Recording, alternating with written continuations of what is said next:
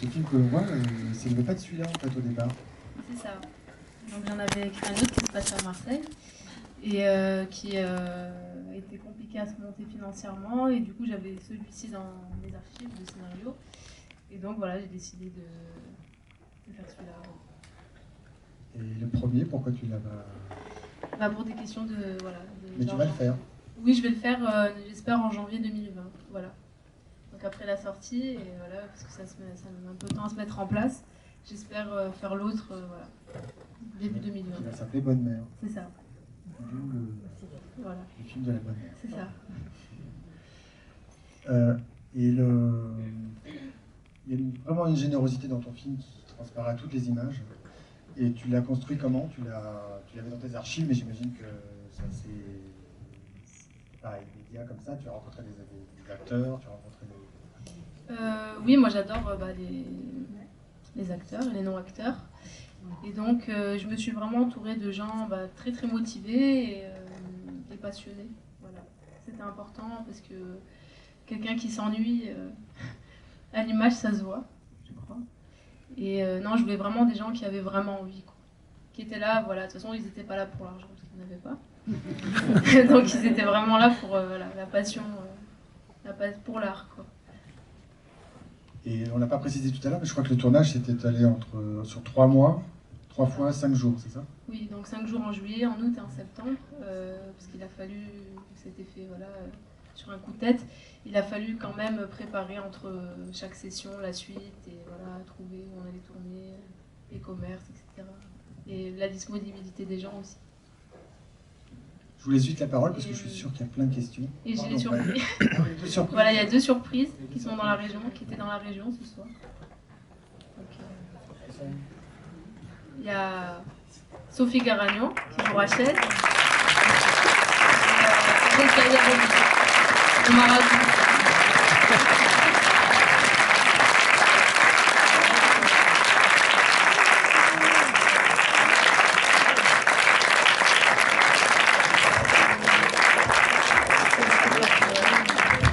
Bonsoir à tous, merci d'être venus.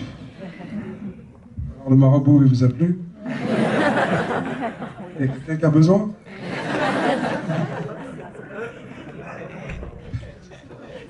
En plus, oui, quand t'as croisé Carla Bruni.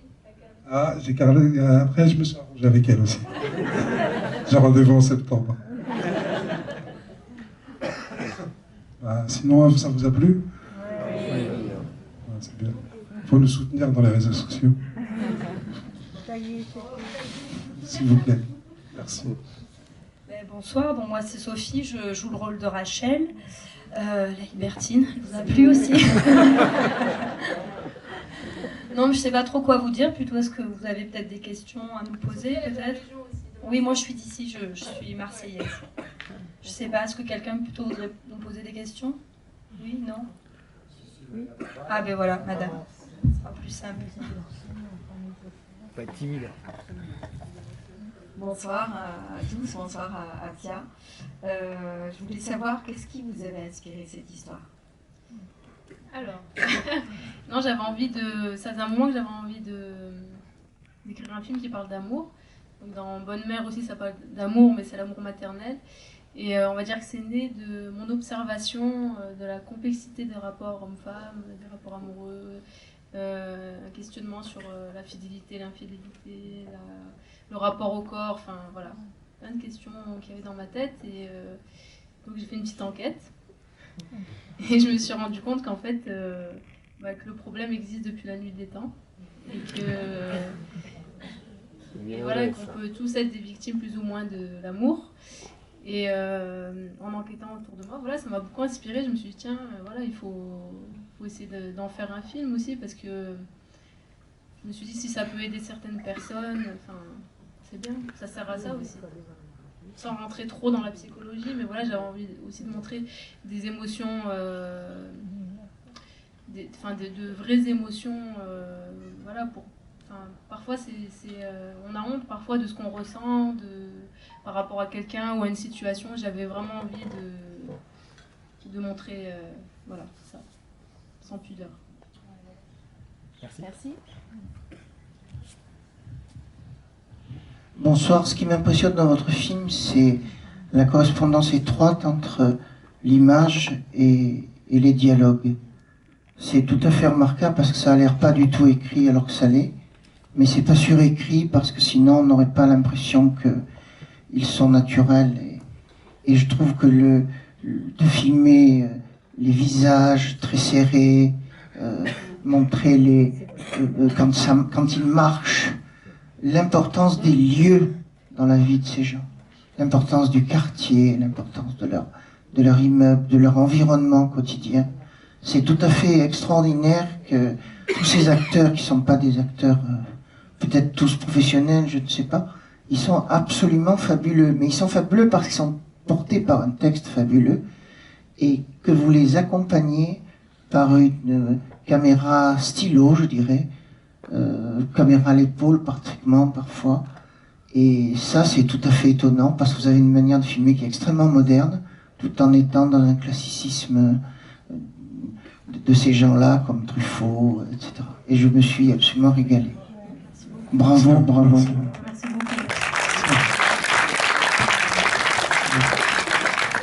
Je te vois rougir en disant. Justement, toutes les références par rapport à la mise en scène avec tous les metteurs en scène avec qui tu as travaillé, les plus grands, Kechiche, Guiraudy, Bonello. Tu étais très observatrice, je crois. Tu as regardé ces metteurs en scène travailler. Qui t'a inspiré, Oui, ça a été l'expérience en tant qu'actrice, donc l'école, on va dire, mon école de cinéma, parce que je n'ai pas fait d'école de cinéma. Oui, j'ai beaucoup observé, parce que j'avais envie de faire ça, vraiment, même depuis petite, mais je ne savais pas vraiment comment il fallait faire. Et donc, oui, chaque expérience m'a nourrie, et j'ai pris chez chacun, j'ai piqué des petits trucs à droite à gauche, et après, j'ai laissé l'instinct, quoi. En fait, quand j'écris, il me faut les images en tête pour pouvoir passer à une autre scène. Et du coup, voilà, c'était assez précis. J'ai filmé ce que j'avais envie de voir à l'écran, quoi. Avec des simples gens dont vous faites des héros. Avec des simples gens dont vous faites des héros, finalement. Ils sont tous absolument extraordinaires. Ils ont des vies d'aventuriers, alors qu'ils sont au ras de leur quartier, quand ils se mettent à parler comme ça. Mais c'est désopilant et c'est magnifique, en plus. Merci. J'avais envie de la vie, quoi. J'avais envie de faire un film qui soit limite comme qu'on se dise, mais est-ce que c'est la vie, est-ce que c'est un documentaire, est-ce que j'avais envie de vie, que ça se coupe la parole, que ça vive, que ça rigole. Voilà, je cherchais l'accident, en fait. C'est très écrit, en fait. Pas du tout. On nous demande souvent ça, mais non. Non, ils sont ça, ils peuvent vous dire. Ça toute ma vie. C'est quoi la question?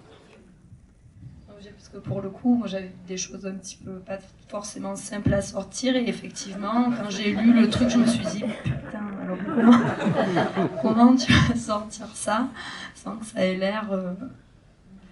Enfin voilà, je sais pas vraiment en fait. Il fallait que ça ait l'air naturel. Je crois que ça l'est. Parce que c'est tellement violent si on le prend vraiment pour ce que c'est, alors qu'au final, je sais pas. Mais c'est formidable de tourner sous sa direction, quoi. Vraiment, elle est très généreuse. Et puis, voilà, c'est très écrit, très carré. Je dis toujours la même chose, mais c'est vrai.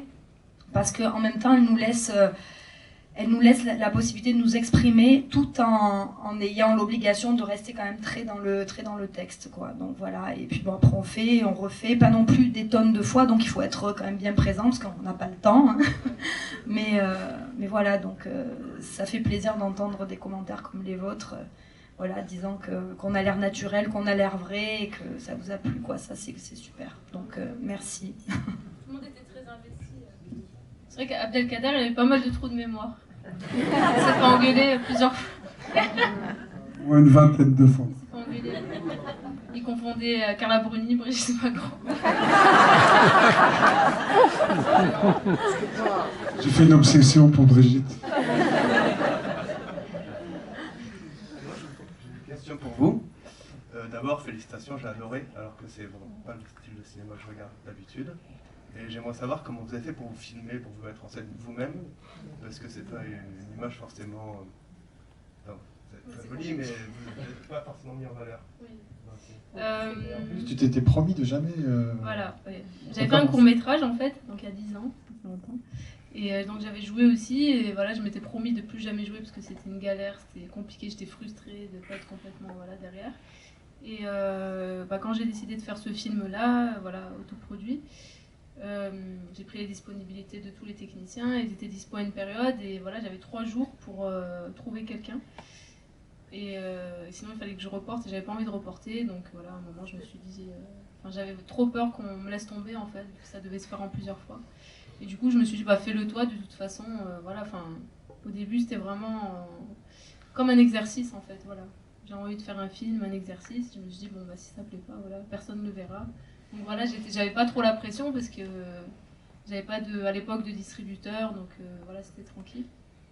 Et après, non, avec l'expérience, et pour le personnage, il fallait vraiment qu'on sente voilà, la détresse, les cernes, la fatigue. Donc oui, de toute façon, on fait pas du cinéma pour être beau, mais voilà, je me suis dit, je m'en fous, de toute façon, c'est le personnage, quoi. Mais est-ce que vous voyez objectivement, du coup? Est-ce que c'était vous, ou est-ce que c'était comme une autre personne? Non, franchement, c'était comme si c'était pas moi. C'était très étrange. Mais vraiment, je sais pas ce qui s'est passé, mais on nous a aidés. La bonne mère, peut-être. Non, mais c'est vrai. Mais après, c'était, voilà, il fallait, quand j'étais au montage, je voyais les images, c'était vraiment la folie, quoi. Voilà, on joue et d'un coup, remets-toi à droite, remets-toi à gauche.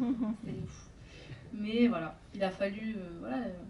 Après, voilà, c'était tellement passionnant que... Et en même temps, au final, ça a été une bonne chose parce que, voilà, ça a été un moteur aussi, voilà, pour l'énergie, je pense. De tout le monde, quoi. En même temps, je les voyais en direct, quoi, donc je voyais les fous rires, c'est des vrais fous rires, c'est pas joué. Donc en fait, je voyais ce que je voulais en direct. Est-ce qu'il y a eu de l'improvisation de la part des acteurs? Non, pas du tout. Ouais. Et pas du tout. Ah. Et l'acteur qui joue votre meilleur ami dans le film, il est génial. Il est magnifique, oui. On a entendu rire d'ailleurs. C'était derrière, on a entendu rire. D'ailleurs, il a eu la mention, une mention spéciale du jury au Festival d'Angoulême. C'est un amateur. Il avait fait 2-3 films, mais des petits rôles. Il est super. Ouais, il est formidable. Bah, j'espère que ça l'aidera. Alors, tu parlais du montage tout à l'heure, tu m'as dit pendant le repas que le premier montage durait 4 heures. Oui, 4 heures de film. Et après, tu as... Après, j'avais pas le choix. Même 4 heures, je m'endormais, donc je me suis dit, il y a un problème. Non, 4, c'était trop long, ouais. Il y avait plus de gars. Non, c'est coupé. Non, il n'y avait pas d'autres garçons, non. Le meilleur, c'est le gars qui fait les gaufres, c'est le meilleur en tout cas. Il est trop tôt dans l'histoire, donc il n'y a pas sa place. C'est lui, lui, il a assuré en tout cas. Oui, mais elle n'était pas prête psychologiquement. Ah, mais dommage. Il était parfait, mais c'était pas le moment. C'est ça. On va te l'envoyer. Quelle heure? 7h, 8h? Dans lui, le scénario, il revenait plus de toute façon. Il revenait plus. Mais il y avait le retour de Sergio, celui qui disparaît. Voilà. Il revenait et redisparaissait. Et voilà, et d'autres choses. Mais il aurait fallu enlever, quoi. Ouais, ça.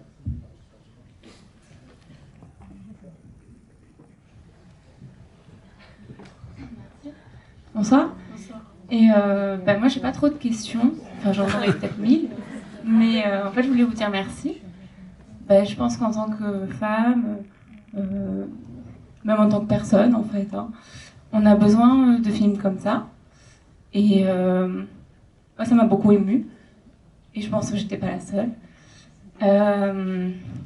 Merci pour l'authenticité, pour cette complexité de la vie et de la personnalité. Au début, je savais pas trop où vous nous emmeniez. Et j'ai pas trop de réponses toujours, mais j'ai aimé le voyage. Et ce que j'ai aimé surtout, c'est... on se demande si elle subit, si elle est passive, Et en fait, non, il y a une force immense qui se dégage de cette histoire. Et ça fait du bien, en fait. Donc merci, voilà. Merci beaucoup. Merci.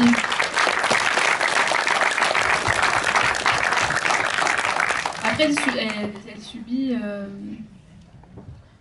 subit, on va dire, ce qu'elle ressent, en fait, et qu'elle n'arrive pas à contrôler. Elle subit l'incontrôlable, je sais pas si je sais pas. Elle subit, oui, c'est incontrôlable. C'est incontrôlable. On ne peut pas contrôler ça. Son destin. À cause du marabout. Et vous les jugez jamais. Et vous les jugez jamais, vos personnages. Non, je voulais pas. C'est ça qui est formidable. On les aime tous, finalement. Parce que vous les aimez. Oui, ils sont filmés avec amour.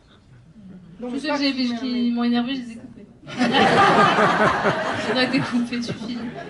Mais non, je les ai vraiment filmés avec amour. Et désir, et vraiment, enfin après, bon, artistique, mais vraiment. Je voulais pas juger les personnages, parce que dans la vie, on a tous des défauts. Personne n'est parfait, voilà, elle aussi, elle est lâche, elle part. Je sais pas si vous en avez beaucoup. Si, j'en ai. Tu me disais tout à l'heure, ça paraît facile comme ça de faire un film, et tu me disais tout à l'heure que ça t'a rendu quasiment malade d'être à la fois devant et derrière la caméra. Non, c'était le montage plus. Ouais. Le tournage en soi, non, franchement. Au contraire, parce que moi j'aime bien les défis, j'aime l'esprit d'équipe et tout. Et j'aime la complexité des choses, donc voilà, c'était vraiment un objectif. Et c'est une passion, donc voilà, on ne souffre pas dans la passion. Mais après, oui, l'après, donc le montage, voilà, sans financement, on trouvait des salles de montage, des gens qui nous aident. C'était compliqué, ça, ouais. Donc je me suis dit, voilà, prochain film, je prends 3-4 personnes au montage. J'investis bien dans ça, mais c'était, ouais, ça rend malade, quoi, ça rend fou. On se dit tous les jours, mais où je vais monter, en fait. Où je vais monter, est-ce que, voilà. Ouais. Oui, c'est on dort plus, quoi. Qu'est-ce que je vais toute la journée, le soir, en marchant, tout le temps. Film. Mais bon, là, c'est voilà, c'est des bonnes sensations.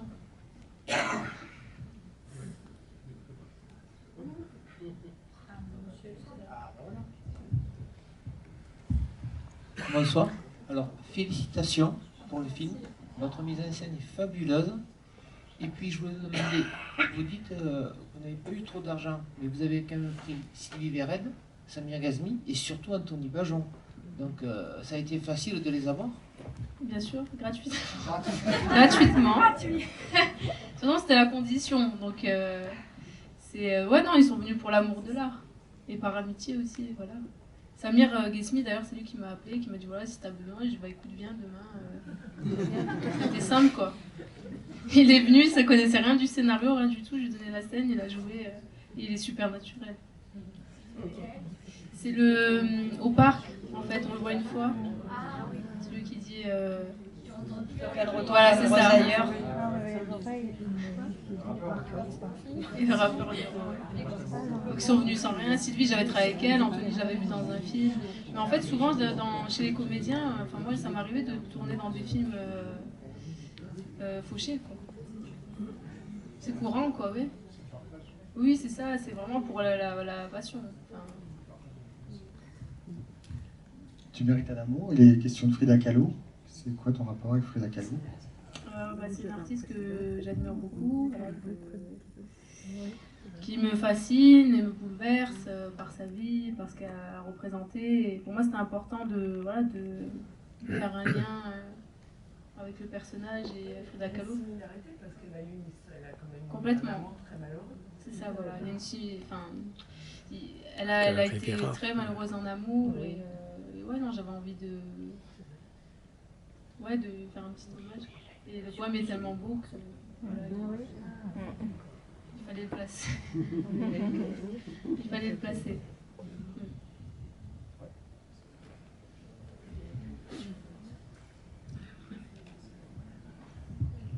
Bonsoir, merci. En fait, j'ai juste une question. Ça parle beaucoup d'amour, mais je pense que ça parle beaucoup de la solitude aussi, non? Dans la grande ville, surtout, moi aussi, je me voyais un peu quand j'habitais à Paris pendant 5 ans. Je sais pas, ça, je voyais beaucoup la solitude aussi. Je sais pas si... Si, ouais. La mélancolie, solitude. Et la solitude avec soi-même aussi. Parce que même si voilà, le personnage est très entouré, et qu'on lui dit passe à autre chose, oublie, bah, quand elle rentre, elle est seule et elle pense et elle se retrouve face à. Voilà. Enfin, pas comme rêver. Mais elle se retrouve seule face à elle-même, quoi. Et la tête, elle travaille. Donc, oui. Et souvent, dans les grandes villes, c'est comme ça, quoi. On est très seul. Même si on est entouré. Tu sais qu'il y a dit à la campagne aussi. Oui, partout. Ouais.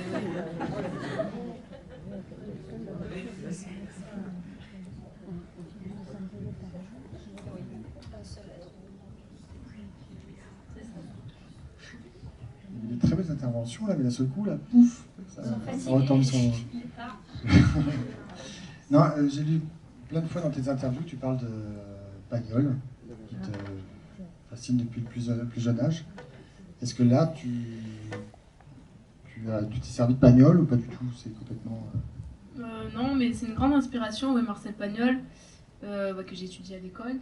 Et je trouve que, voilà, il écrit des merveilles, quoi, des dialogues fabuleux, des histoires simples, mais qui font rêver, quoi. Et c'est vrai que c'est un exemple. C'est des textes qui m'ont passionné, fait rêver, et qui me passionnent toujours. C'est pour ça que j'adore les dialogues et quand ça parle, ça parle. Et tu cites aussi Andrea Arnold, ça c'est plus étonnant, une cinéaste anglaise qui a réalisé des films qu'on a passés ici, je ne sais pas si vous le connaissez. Et ça, j'ai trouvé ce choix très étonnant, mais judicieux de ta part. Oui, j'aime aussi sa simplicité dans ses histoires, sa manière de filmer, voilà, très brute, très dans l'urgence. Et voilà, c'est une cinéaste que j'adore beaucoup. Et puis, une cinéaste qui compte pour toi, c'est Keshish, oui. Qui n'a pas encore vu le film, je crois. Non, des extraits. Des extraits. Oui. Et tu as peur de ses réactions? Qu'est-ce que tu... Bah, à mon avis, il ne le verra jamais, je pense, parce qu'il l'a depuis le mois de mars. Je crois qu'il me dit oui, demain. Et parce qu'il travaille donc sur son film.